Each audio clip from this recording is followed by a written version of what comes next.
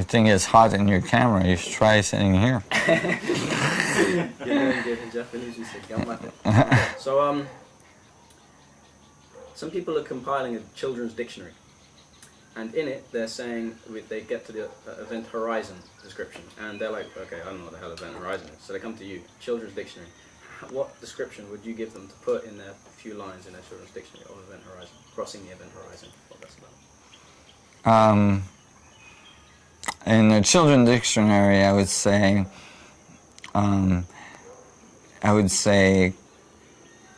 crossing the soap wall of a bubble. You know, like imagine a bubble in space, like when you blow bubble with the soap. And you know how you can take a straw and actually poke it through and it won't pop, right? And then you can blow in it and actually make it grow bigger. You know, that's the crossing of the event horizon. It's actually informing the inside of a bubble. Hang on. While he's still there, I missed the answer to the Rumi vacuum connection. I don't know if you just want to do that one more time, because I ran out of battery on that last thing. Okay, basically, yeah. So you're talking about the vacuum and looking inside yourself, and Rumi's talking about being empty, and other spiritual teachers talk about being empty. So what is it you think spiritual teachers are saying, and what is it you think these great people are saying?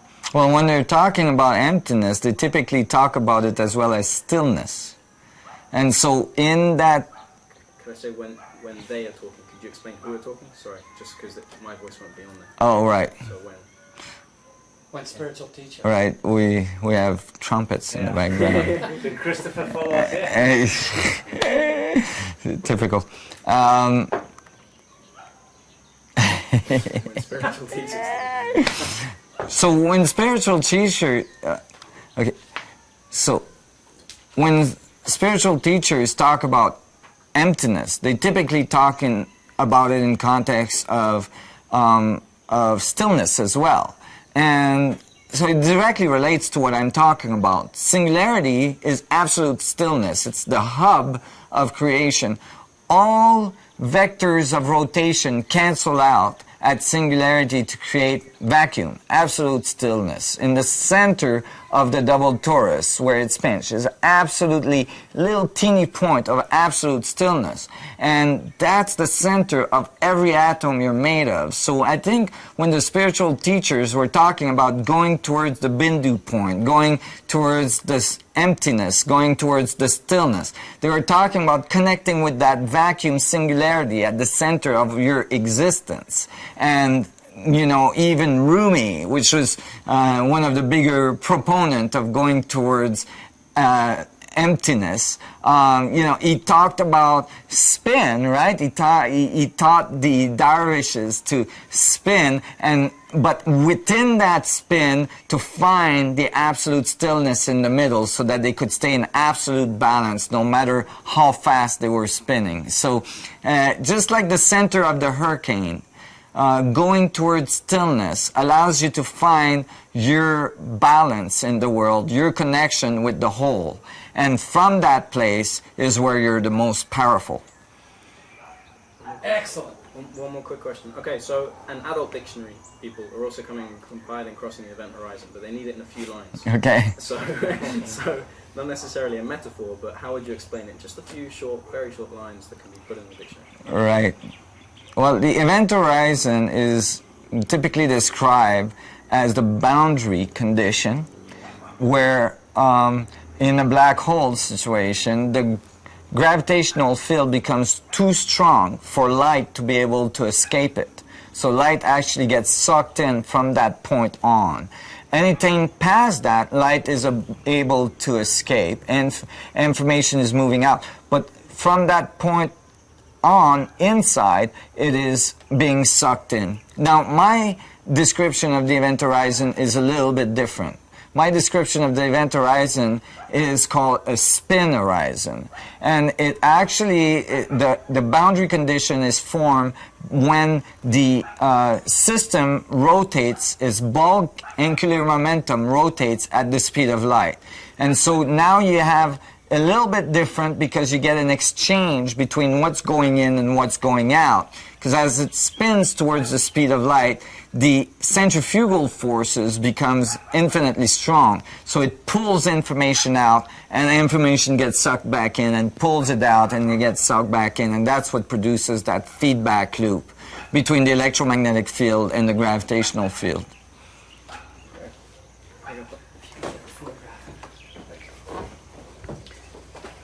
I think the event horizon is an exciting idea.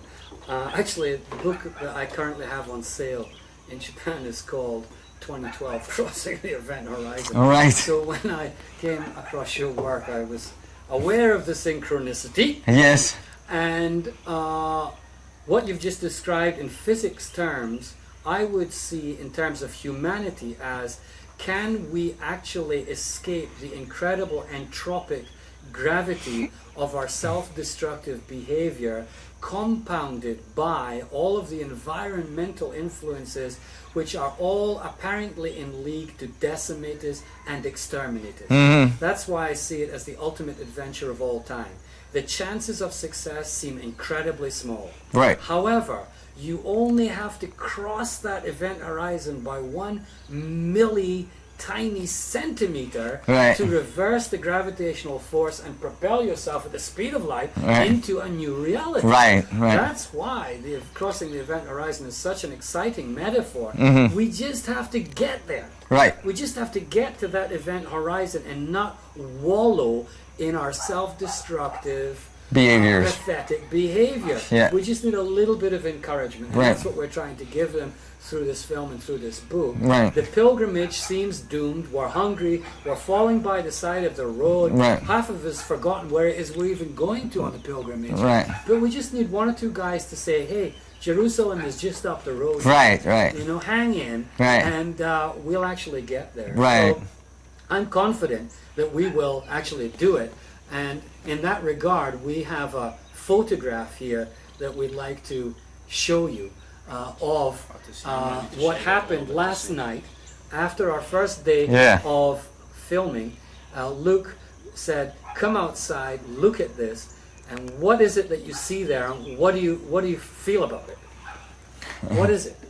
Well, you know, it's really interesting, you know, that as we are in this dialogue, that we're talking about event horizons centered by singularity and black holes geometry and all this stuff, that you guys, you know, first of all, it synchronistically occurred that we're in the full moon cycle, and you guys walked outside and you look up, you know, you could have never looked up, and right there, the moon bow is present, with the moon right in the middle of it, creating the event horizon, the boundary condition with the singularity in the middle. And you know, all this just becomes remarkable. More and more, a being aligns to the structure of the vacuum, aligns to the highest potential of humanity. More and more, the vacuum starts to feed you the experience. I mean, just the fact that we got in contact just at the right time so that, you know, it worked for what you were looking for this this movie, and what in the pilgrimage that you've been on, and all the people you've met along that pilgrimage, and so on. It becomes more and more synchronistic, and it really has to do with our capacity to align with the natural flow of the vacuum. And when you look at our society and you say, well, you know, we're at the brinks of destruction, you know, the biological structures, you know, our environment is falling apart, our society, even our financial structure is falling apart, everything is falling apart. Well, you know, it's falling apart because it's what we've been feeding to the vacuum. We've been feeding to the structure of space, destructive, you know, separative, non-harmonious ways of being. And so the result is that our reality is expressing exactly that. You know, it's falling apart. But all we need to do is actually start to realize, oh, this is not the reality we want to produce, and start to move towards harmony, collaboration, support of each other. And, you know, that possibility is present at any moment.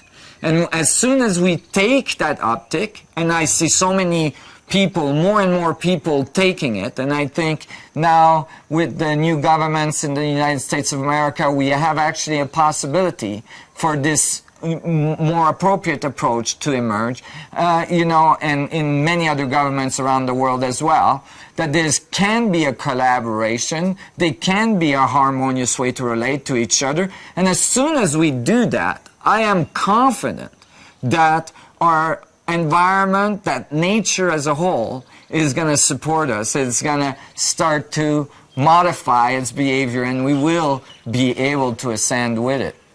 This is a very good message to begin to wrap things up with.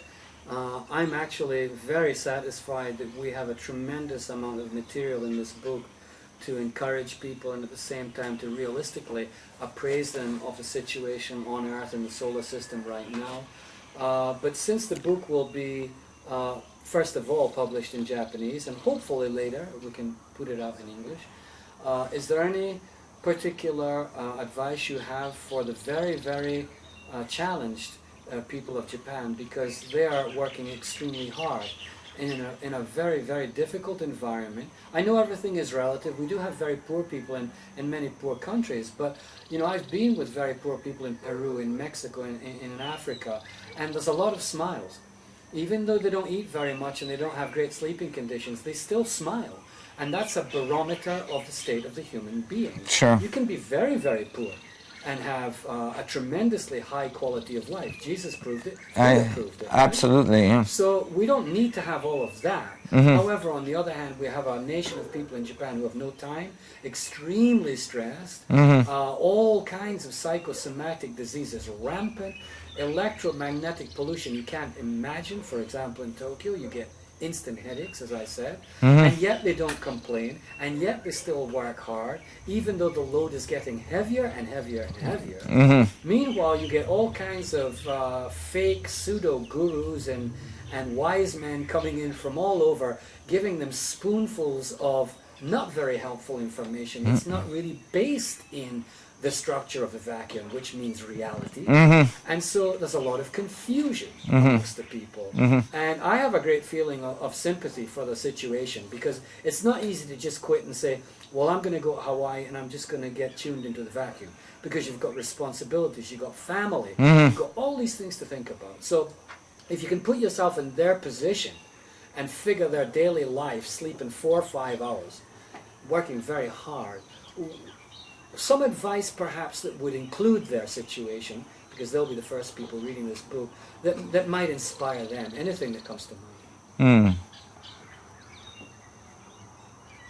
I think, you know, for everybody, but even maybe more so for the Japanese community, it's crucial that we find our joy, you know, that we find our joy within ourselves, that the satisfaction is not out there somewhere, but within ourselves, that like our connection with the center singularity of our existence is actually a connection with the infinite nature of your existence. And you know, when I think of the Japanese public, I think of people that are enclosed in very small areas and very small boxes stacked on top of each other everywhere, very highly dense population, very little personal space, very little, you know, kind of a little bit of a prison. But even inside the prison, you know, is the infinite nature of reality. Even inside that very intense world we live in, intense life we live in, intense, you know, survival mode we live in, there is this infinite beauty that's inside you, at the singularity, at the point of creation that is occurring inside you right now. It didn't occur 14 billion years ago. It's occurring in you right now. And to connect with it is to connect with your infinite power, to connect with your absolute mastery. And within that, nothing can affect you.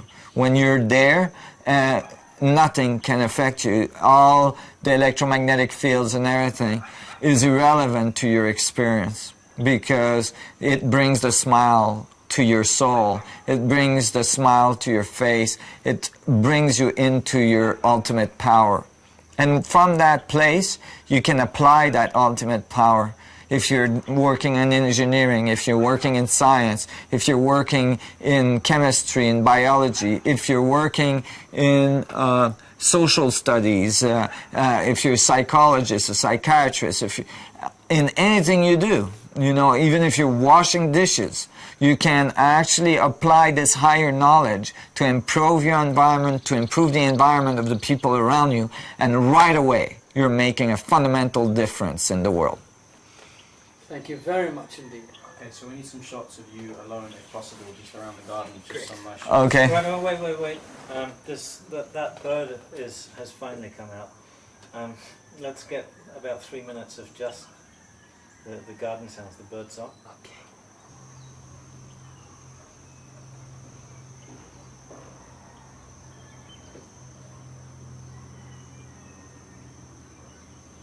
Okay, thank you. Okay.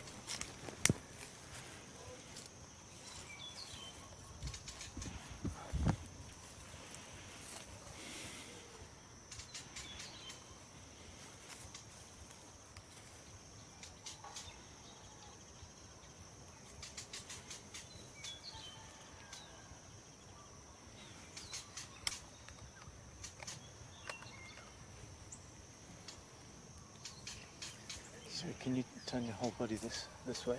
So, yeah, so I don't get a shadow on you.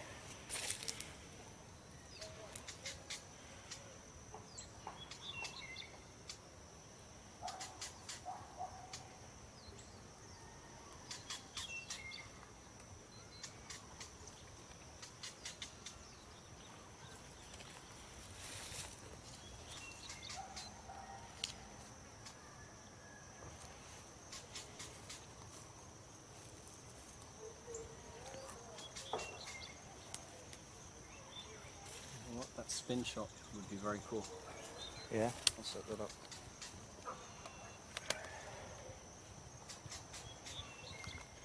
He's got a slow shutter on his camera, which gives a really psychedelic effect. Oh yeah.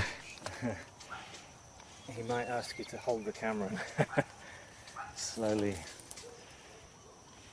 turn on the spot in a circle. It's amazing, you really do look like a Peruvian king or god. This bamboo is beautiful. Oh, wow. Okay. Hold on just a little bit more. This light is just right. I know this is being really pedantic, but do you want to put your hair in the front as we've seen it like that? Oh. You know, all through the thing? Yeah. Okay. Yeah. Okay. Luke, can you just move back a bit? I just want to get one more shot like this.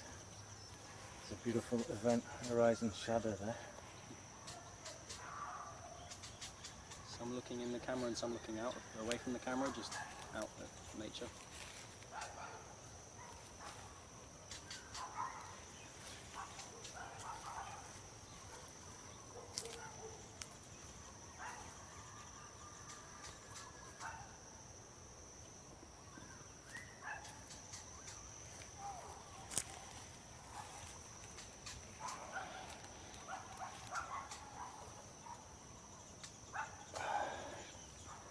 Okay, Luke, do you want to use this and ask the questions? Let's do the spin shot first. Okay. Alright, Nassim, could I please ask you to hold the camera with, like, yeah, just both sides, yeah, and a bit further away from you if possible. Okay, and you can look out, like, and just spin round gently. Yeah, keep doing that, perfect. aim it a little lower to your chest. Slightly, keep going. Okay, yeah, keep going.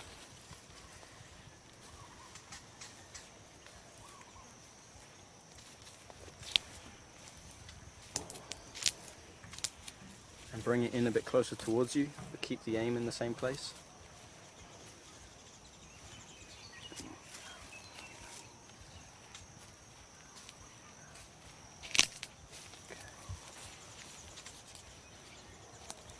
Now let's speed up a bit.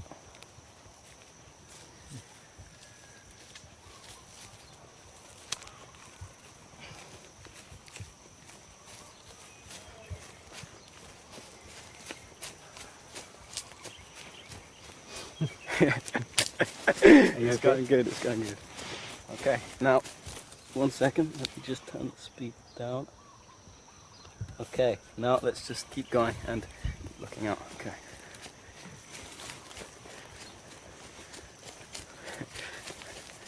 And slow it down a bit, slow it down. Keep going, slow down. Okay, good. That's a cool shot. You'll like this when you see it. Okay, so one other thing quickly. It was a roomy moment. Yeah, indeed. It was. Okay. So, oh shit, were you recording that? Well, Wait there. just in case, maybe do it one more time. Yeah? Okay. Okay, 1 second. It wasn't recording? I'm not 100%. I don't know if I just press the button again or not. But let's just do it one more time because it looks very cool anyway. So if you could hold it here. And let's go.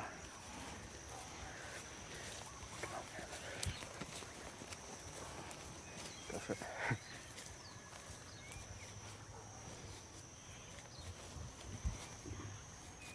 Speed up a bit.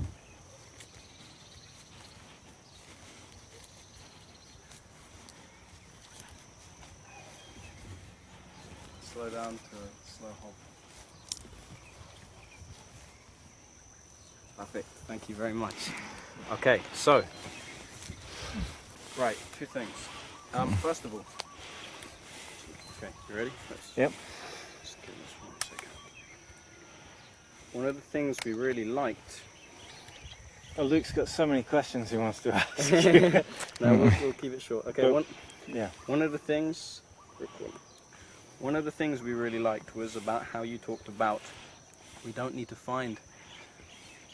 We don't need to look for a fundamental particle. We need to find the fundamental pattern. Now, could you extrapolate on what you mean by that, and also, please, if possible, say exactly that again, so we can chuck it in. Right. So you want me to look at the camera or not? Or just look around here. Okay. So we don't need, we've been looking for a fundamental particle. We find the atom, we found subatomic particle, and every time we find a smaller and smaller particle, we say, oh, that's it, that's got to be the fundamental particle. And my theory says, well, actually, you can keep dividing to infinity, and so it loses its meaning. What we need to look for is a fundamental pattern of creation. How is the vacuum dividing? How come space and time divides in very specific structure? And what is the fundamental pattern that produces that division?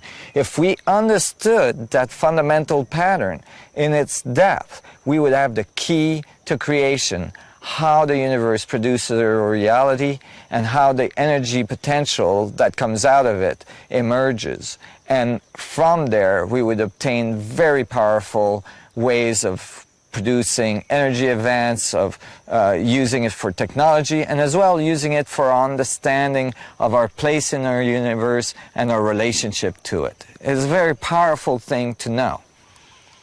Okay, thank you. And if you can just get a message out to the world, some message of hope, some message, whatever it is that's inside you that you really want to say to people out there, what is that? Encapsulated. The message I'd like to communicate to the world is you are not isolated. Nothing in the universe is isolated. It's all connected through the vacuum structure.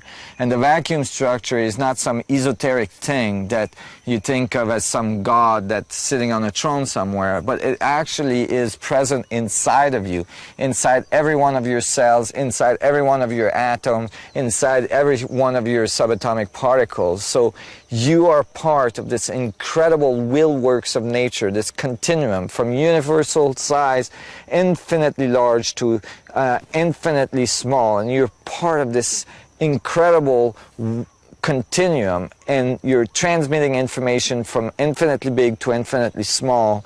And so don't think of yourself as an isolated system. Think of yourself as connected to the universe, and from that place you'll start to understand your relationship to it, and you'll start to develop a society that will be most beneficial.